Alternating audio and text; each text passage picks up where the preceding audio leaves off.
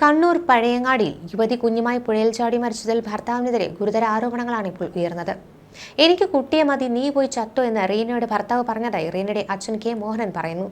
ഞായറാഴ്ചയാണ് പോലീസുമായി കുട്ടിയെ കൊണ്ടുപോകുമെന്ന് പറഞ്ഞത്.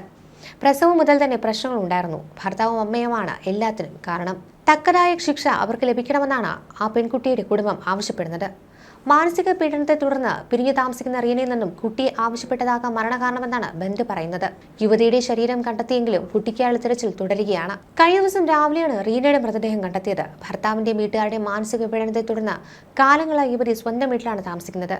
വിദേശത്തായിരുന്ന ഭർത്താവ് കമൽരാജ് കഴിഞ്ഞയാഴ്ച മടങ്ങിയെത്തുകയും കുട്ടിയുടെ അവകാശത്തെ ചൊല്ലി സമ്മർദ്ദം ചെലുത്തുകയും ചെയ്തു. അടുത്ത ദിവസം തന്നെ വീട്ടിലെത്തി കുട്ടിയെ കൊണ്ടുപോകുമെന്നാണ് ഭർത്താവ് പറഞ്ഞിരുന്നത്. ഇതാകാം മരണകാരണമെന്നാണ് ആരോപണം. മുമ്പ് യുവതി ഭർത്താവ് ആക്രമിച്ചതിൽ ഗാർഹിക പീഡന പരാതി നൽകിയിട്ടുണ്ട്. വിവാഹമോചനത്തിന്റെ വക്കീലായിരുന്നു ഇരുവരും. വിദേശത്ത് നിന്ന് ഭർത്താവ് തിരിച്ചെത്തിയത് മുതൽ യുവതി കടുത്ത മാനസിക സമ്മർദ്ദത്തിലായിരുന്നു. ആത്മഹത്യാക്കുറിപ്പിൽ ഭർത്താവിന്റെ പീഡനം മൂലമാണ് ജീവനൊടുക്കുന്നതെന്ന് റീന എഴുതിയിരുന്നു. റീമയെ ഭർത്താവ് കമൽരാജ് 2 ദിവസം മുൻപ് ഭീഷണിപ്പെടുത്തിയെന്നും മകനെ കൊണ്ടുപോകുമെന്ന് പറഞ്ഞതായുമാണ് റീമയുടെ പിതാവ് മോഹനൻ പറയുന്നത്.